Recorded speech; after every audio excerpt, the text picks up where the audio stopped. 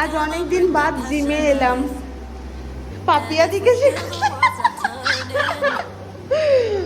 আমি তো আমার জিম টিম হয়ে গেছে, জিম আর আমার সাথে যাচ্ছে না। বলো না না, অনেকদিন বাদে জিমে এসে খুব ভালো লাগছে আর মনে হচ্ছে যে কাল থেকে জিমটা স্টার্ট করব, বাট বাড়ি গিয়ে আবার সব কিছু ভুলে যাব, তাই না পাপিয়াদি?